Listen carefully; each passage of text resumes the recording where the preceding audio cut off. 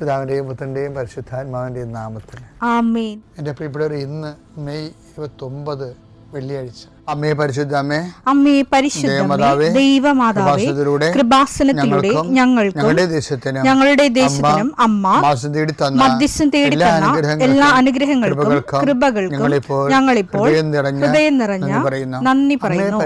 അമ്മേ പരിശുദ്ധമേ, ദൈവമാതാവേ, 2004 ഡിസംബർ 7 ഉച്ചകഴിഞ്ഞ് 2:30 കൃപാസനത്തിൽ സംഭവിച്ച അമ്മയുടെ പ്രത്യക്ഷപ്പെടലിനെ കുറിച്ച് തിരുസഭയ്ക്ക് സമർപ്പിച്ചിരിക്കുന്ന പഠനരേഖകളുടെ മേൽ സഭാത്മകമായ പഠനം ആരംഭിക്കുവാൻ ഞങ്ങൾ പ്രാർത്ഥിക്കുന്നു.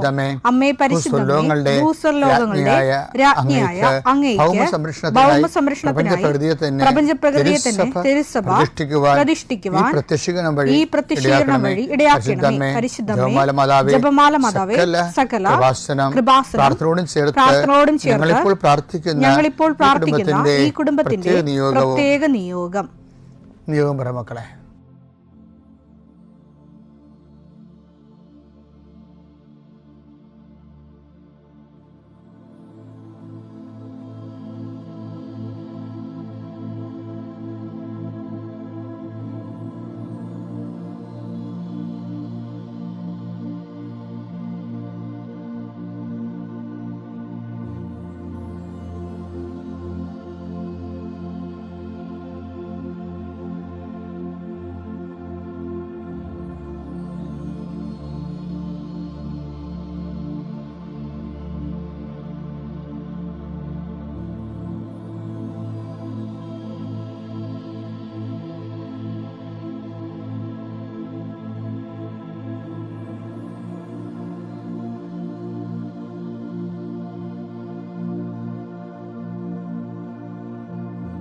അമ്മയുടെ പ്രത്യക്ഷീകരണത്തിന്റെ ഈ അനുഗ്രഹവേളയിൽ ഞങ്ങൾക്ക് സാധിച്ചു തരുവാൻ കനിയണമേ.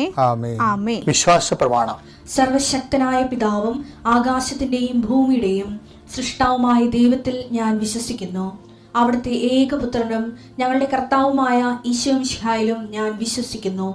ഈ പുത്രൻ പരിശുദ്ധാത്മാവിനാൽ ഗർഭസ്ഥനായി കന്യകാമറിയത്തിൽ നിന്ന് പിറന്ന് പൊന്തിയോസ് പീലാത്തോസിന്റെ കാലത്ത് പീഡകൾ സഹിച്ച് കുരിശിൽ തറയ്ക്കപ്പെട്ട് മരിച്ച് അടക്കപ്പെട്ട് പാതാളങ്ങളിൽ ഇറങ്ങി മരിച്ചവരുടെ ഇടയിൽ നിന്ന് 3-ാം നാൾ ഉയർത്ത് സ്വർഗത്തിലേക്ക് എഴുന്നള്ളി സർവശക്തിയുള്ള പിതാവായ ദൈവത്തിന്റെ വലതുഭാഗത്തിരിക്കുന്നു.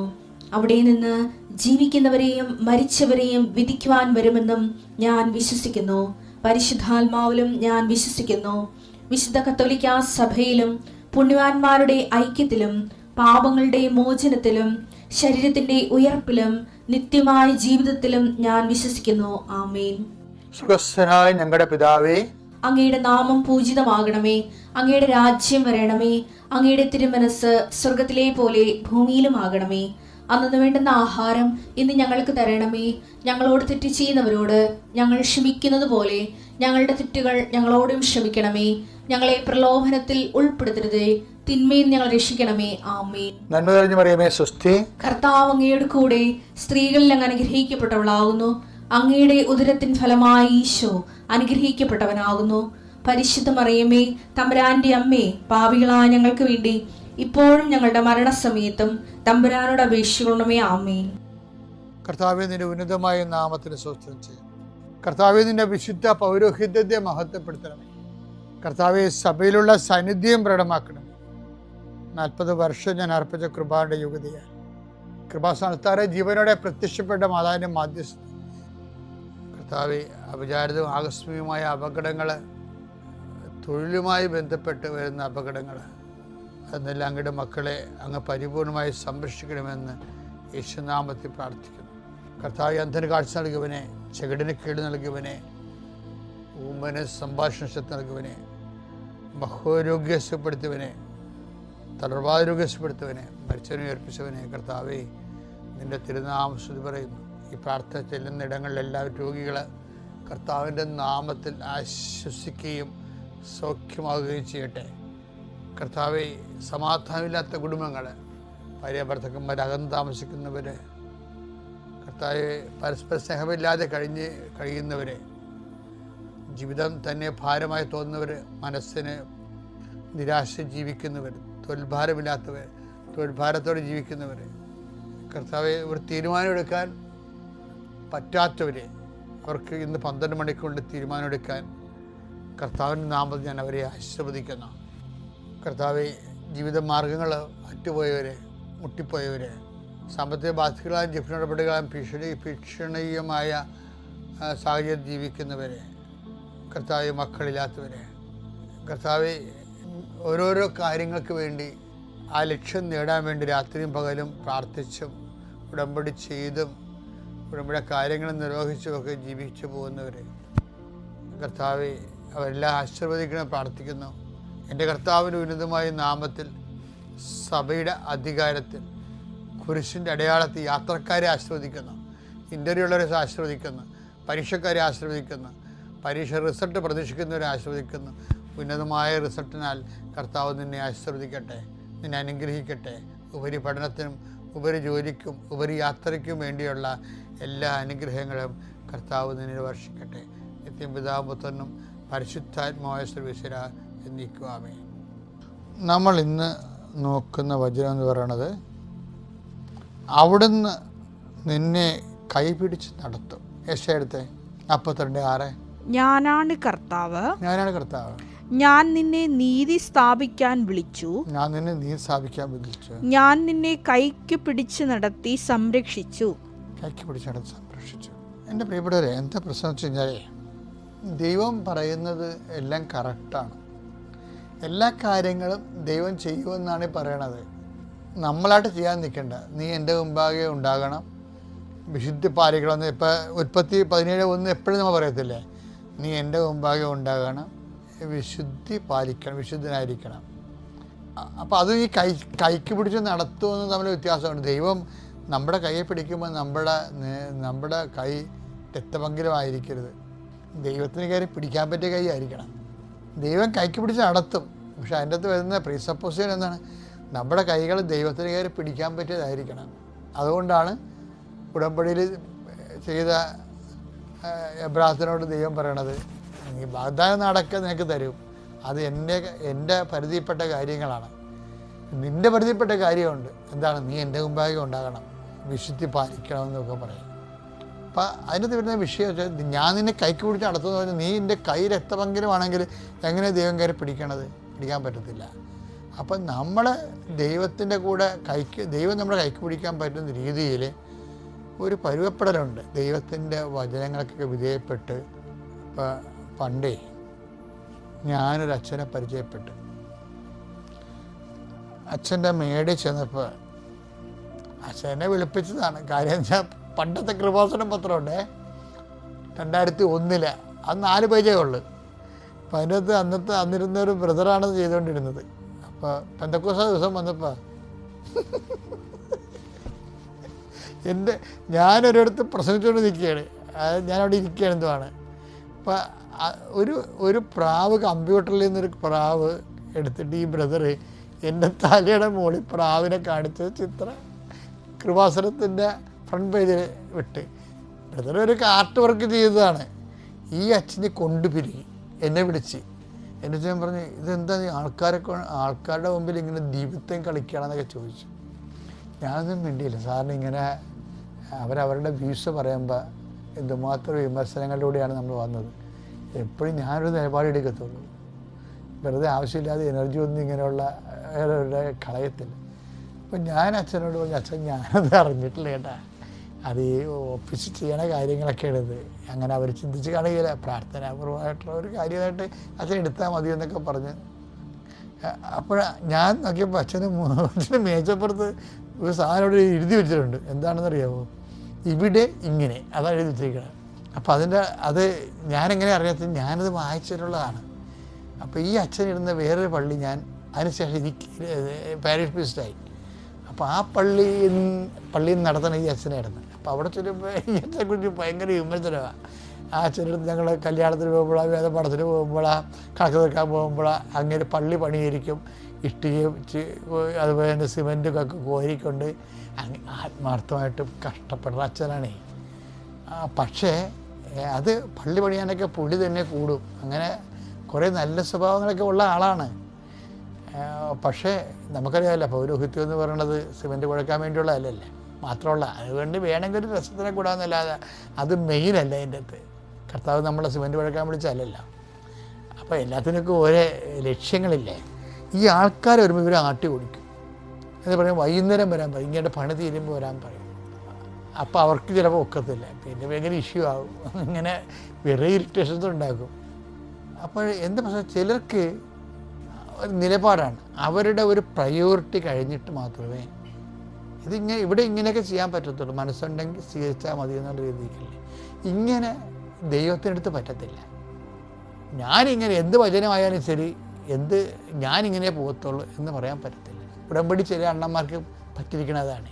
ഉടമ്പടി എടുത്തെങ്കിലും ഇവിടെ ഇങ്ങനെ എന്ന് പറയും. എന്താണ്, ഏതുടമ്പടിയായാലും ഞാനിങ്ങനെയൊക്കെ എനിക്കിങ്ങനെയൊക്കെ ചെയ്യാൻ പറ്റത്തുള്ളൂ എന്ന് പറഞ്ഞ് അവരാണ് ഉടമ്പടിയിൽ പണി മേടിക്കുന്നത്. അതൊക്കെ വെറുതെ വെളുക്കാന്തൊക്കെ പാണ്ടാക്കുകയാണേ, ചെയ്യാൻ പറ്റത്തില്ല. ഇവിടെ ഞാൻ നിൻ്റെ കൈക്ക് പിടിക്കുമെന്ന് പറഞ്ഞതിൻ്റെ അർത്ഥം എന്താണ്? നിൻ്റെ കൈ എനിക്ക് പിടിക്കാൻ പറ്റിയ രൂപത്തിലായിരിക്കണം എന്നല്ല എൻ്റെ അർത്ഥം. ദൈവത്തിനെ നമ്മുടെ കൈയൊക്കെ ഞാൻ നിൻ്റെ കൈക്ക് പിടിച്ച് നടത്തിച്ചാൽ ദൈവം ഇപ്പം ഇപ്പം നിങ്ങൾ കൃപാസനത്തിൽ വരുന്നവരല്ലേ. അപ്പോൾ കൃപാസനം വരുമ്പോൾ കൃപാസനം എങ്ങനെ ഇവിടം വരെ എത്തിയെന്ന് നോക്കണം. ദൈവം കൈക്ക് പിടിച്ച് നടത്തിയതാണ്. കൈക്ക് പിടിക്കാവുന്ന രീതിയിൽ ഇപ്പം എൻ്റെ ജീവിതത്തിലൊരു പ്രശ്നമുണ്ടായി. എനിക്ക് അന്ന് കൊച്ചച്ഛനാകുമ്പോൾ അച്ഛനായിട്ട് ചിലപ്പോൾ ഒരു കൊല്ലം ആയി കാണുമായിരിക്കും.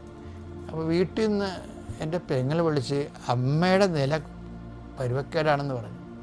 കാര്യം ഞാനേ ഉള്ളു ഇതൊക്കെ കേൾക്കാൻ. അതുകൊണ്ട് എന്നോട് പറഞ്ഞ് അമ്മയുടെ നില പരുവക്കേടാണെന്ന് പറഞ്ഞു. അപ്പോൾ എന്താണെന്ന് അവൾ പറയണില്ല. അപ്പം ഞാൻ ദേഷ്യപ്പെടുന്ന കാര്യം പറയണി എന്താണെന്ന് പറ, അമ്മയല്ലേ എൻ്റെ. നമ്മുടെ എപ്പോൾ പറയാം, അമ്മക്ക് ഗർഭപാത്രം ഇറങ്ങി വരികയാണെന്ന്. അപ്പം ഗർഭപാത്രം ഇറങ്ങി വരണമെങ്കിൽ അത് നിസ്സാര കാര്യമില്ല. അപ്പോൾ ഞാനവിടെ റഷ് ചെയ്ത് വീട്ടിൽ ചെന്ന് ഞാൻ അമ്മയോട് പറഞ്ഞു, അമ്മ ഒരു പ്രശ്നമില്ല, നമുക്കിത് ആശുപത്രി പോയി എല്ലാം ശരിയാക്കാമെന്ന് പറഞ്ഞ്. പക്ഷേ എല്ലാം ശരിയാക്കാന്ന് പറയുമ്പോൾ എൻ്റെ കാശില്ല. അതാണ് എൻ്റെ വിഷയം.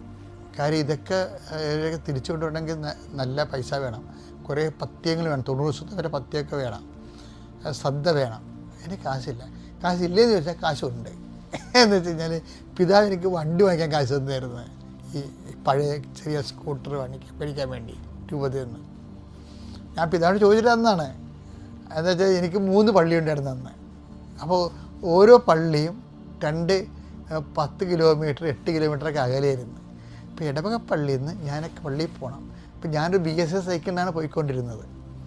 അപ്പോൾ BSS സൈക്കിളിന് ഓടി ഒരു പള്ളിയിൽ നിന്ന് ഞായറാഴ്ചക്ക് പോയി അടുത്ത പള്ളിയിൽ ചെല്ലുമ്പോൾ പിന്നെ തിരിച്ചു വന്ന് പിന്നെ 3 മണിക്ക് കാറ്റഗിസത്തിന് വേറെ പള്ളിയിൽ പോയി വരുമ്പോൾ വയറ് അൾസർ പിടിക്കും. 2 മണിക്ക് 2:30 വന്ന് ഊണ് കഴിക്കണത് അപ്പോൾ വേർത്തൊലിച്ച് വരും. അപ്പോൾ എനിക്ക് തോന്നി ഒരു വണ്ടി കിട്ടിയാൽ കൊള്ളാമായിരുന്നു എന്ന് പറഞ്ഞു. അപ്പോൾ ഞാൻ പിതാവ് വണ്ടി വേണ്ട. അപ്പം അന്ന് രൂപത്തിൽ അങ്ങനെ വണ്ടി വാങ്ങിച്ചു കൊടുക്കുന്ന സിസ്റ്റമൊന്നുമില്ല. പിതാവിനോട് പറഞ്ഞ് ഞാൻ കുർബാന തരാം നിങ്ങൾക്ക്, പിന്നെ ഒരു 10 രൂപയും തരാം, നിങ്ങൾ ബാക്കിയുള്ളത് കുർബാനയിൽ അഡ്ജസ്റ്റ് ചെയ്യണമെന്ന് പറഞ്ഞു. പക്ഷേ അത് നഷ്ടമാണ് ശരിക്കും. എന്ന് വെച്ച് കഴിഞ്ഞാൽ എനിക്കന്ന് പൈസ ഇല്ലാതെ കൊണ്ട് ഈ കുർബാന ചൊല്ലിയിട്ട് അതിൻ്റെ ഒരു ദക്ഷിണ കൊണ്ടാണല്ലോ നമ്മൾ ജീവിക്കണത്. അപ്പോൾ ഒരു കഷ്ട ജീവിതമാണ്. അപ്പോൾ അതിൻ്റെ ഇടയ്ക്ക് എന്നാലും കുർബാന അത് കുർബാന മേടിച്ച് 10 പൂർവ്വം ചൊല്ലി അതിൽ നിന്ന് അധികം കിട്ടുന്നില്ല. 6000 രൂപയുടെ കിട്ടിയത്. അപ്പോൾ ഈ 16,000 രൂപയ്ക്ക് ഒരു വണ്ടി വാങ്ങിച്ചു. അപ്പോൾ വണ്ടി വാങ്ങിച്ചില്ല, അതാണ് രസം. അതിൻ്റെ അടുത്ത് കുരിശോനുണ്ട്. ഞാൻ 16,000 രൂപ കൈ ഒപ്പിച്ച് കഴിഞ്ഞപ്പോൾ ആണ് ഈ അമ്മയ്ക്ക് അസുഖം വന്നത്. അപ്പോൾ അസുഖം വന്ന് അമ്മയും കൊണ്ട് ഞാൻ അവിടെ ആശുപത്രിയിൽ പോയി, ഗവൺമെൻറ് ആശുപത്രിയിൽ പോയി. പിന്നെ പെങ്ങൾ അവിടെ നിർത്തി. ഞാൻ വന്നും പോയി നിന്ന് അമ്മയുടെ ഓപ്പറേഷൻ കഴിഞ്ഞ് അമ്മയെ തിരിച്ചു കൊണ്ടുവന്ന് അപ്പോൾ അമ്മയുടെ ഓപ്പറേഷൻ അമ്മ ഹാപ്പിയായി. അത്രയും നമുക്ക് സന്തോഷമായി. ആ കാശെല്ലാം തീർന്നു. തീർന്നു വെച്ച് കഴിഞ്ഞാൽ കാശ് തിന്നപ്പോൾ ഞാൻ വന്നിട്ട് അന്ന് നമുക്കിതുപോലെ എൻ്റെ കപ്പേരിനോട് എനിക്ക് ഭയങ്കര ഇഷ്ടമാണ്. കപ്പേരിനോട് ഞാൻ പറഞ്ഞ് അമ്മയ്ക്ക് ഓപ്പറേഷനാണ്, കാശ് തീരാനായെന്ന് പറഞ്ഞു. അപ്പോൾ കപ്പേരിന് കാര്യം മനസ്സിലായി. കപ്പേരെന്ന് പറഞ്ഞാൽ ഞങ്ങൾക്ക് അവിടെ അദ്ദേഹം മരിച്ചുപോയി, ജോസഫ് ചൊങ്ങത്തറ ജോസഫ്. അപ്പോൾ അദ്ദേഹത്തെ പറഞ്ഞപ്പോൾ അദ്ദേഹം ഞാനോട് ഭയങ്കര ആത്മബന്ധമാണ്. അപ്പോൾ ഞാൻ പറഞ്ഞു ഇതാണ് സംഭവം എന്ന് പറഞ്ഞു. അപ്പം അച്ഛാ ലേസായിക്ക് അച്ഛന് ഇഷ്ടമാണ്, അച്ഛനത് ജസ്റ്റ് ഒന്ന് സൂചിപ്പിച്ചാൽ മതി, അവൾ കൈകാര്യം ചെയ്യുമെന്ന് പറഞ്ഞു. അപ്പോൾ ഞാൻ ലെസ ചേച്ചി ഇവിടെ ഇയാളുടെ ഭാര്യ, ഞാൻ ലെസ ചേച്ചി ഹോസ്പിറ്റലാണ് അറിയാമല്ലോ അല്ലേ. അപ്പോൾ ലെസ ചേച്ചി ഒരു മാല ഊരി ഇങ്ങോട്ട് തന്നിട്ടും പറഞ്ഞു അച്ഛൻ ഇത് കൊണ്ടുപോയി എന്നാ വെച്ചാൽ ചെയ്തെന്ന് പറഞ്ഞു. അപ്പോൾ എനിക്ക് കടമില്ലാതെ വേറെ ആൾക്കാരുടെ കയ്യിൽ നിന്ന് കിട്ടാതെ എൻ്റെ കാര്യങ്ങൾ നടന്നു കിട്ടി.